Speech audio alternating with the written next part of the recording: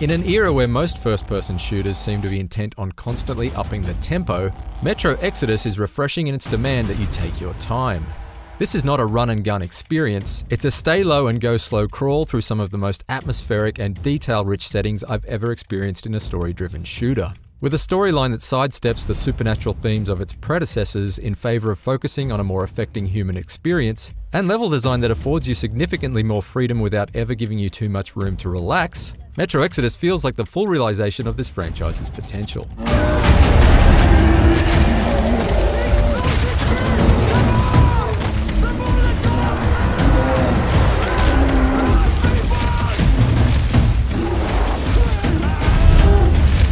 Picking up 2 years after the events of Metro Last Light, the largely self-contained story of Metro Exodus follows the plight of main protagonist Artyom, his wife Anna, and a crew of surviving Spartan Rangers as they set out from nuclear war-ravaged Moscow in search of safe harbour aboard the train Aurora. That mobility brings a dazzling variety of settings we've never seen in a Metro game, taking you from snow-blanketed sprawls of urban decay to sand-swept deserts and lush forest settings, each populated by a healthy variety of deadly mutants and pockets of humanity both friendly and hostile.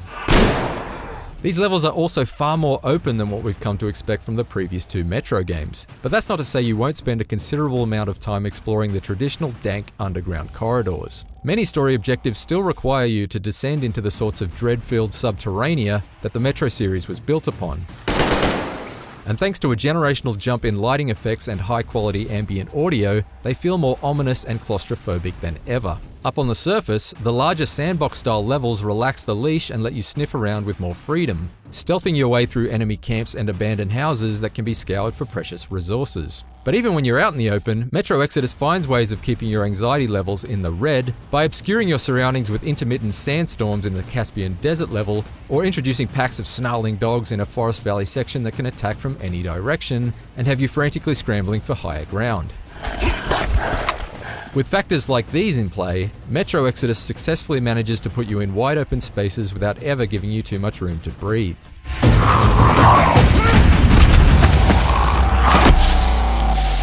Metro Exodus does away with the ammunition-based currency system and weapons merchants from its predecessors in favour of workbenches and a backpack that can be used to craft certain items on the fly. I found the backpack to be an invaluable addition to the Metro Exodus experience, particularly since it also brings with it the ability to swap out weapon parts without returning to a base, allowing you to tweak your arsenal to suit each enemy encounter. Human enemies seem noticeably smarter in Metro Exodus, communicating with each other during a firefight and intelligently maneuvering around to flank. But it's the scraps with mutants that provide the stiffest combat challenge. The gunplay is nice and crunchy, and there's a broad range of mutant enemy types to tackle, from the humanimals that camouflage themselves in the desert surroundings and surprise you at the last minute, to the light-fearing spider creatures that must be weakened with the beam of your torchlight before you can finish them off. Each mutant type requires its own unique strategy to overcome, which means combat in Metro Exodus rarely becomes mired in repetition.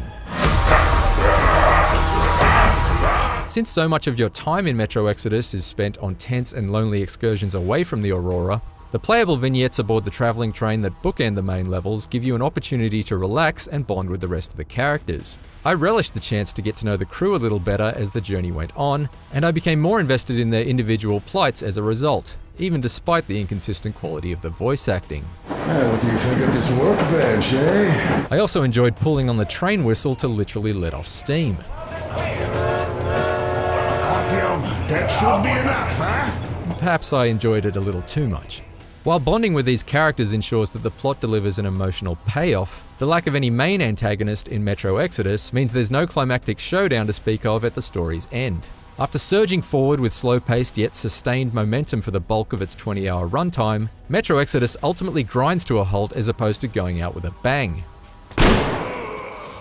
I was compelled towards its conclusion by the strength of its story, and I was ultimately satisfied with how it resolved, but I can't help but feel that the most exciting moments of Metro Exodus are centered around its middle act.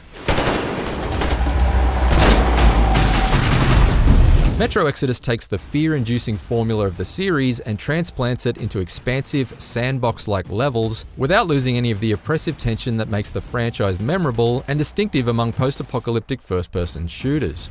It's a frequently exhilarating and densely atmospheric journey across a Russian dystopia brimming with detail and deadly inhabitants, and well worth the trip for its consistently effective use of survival horror and hair-raising action.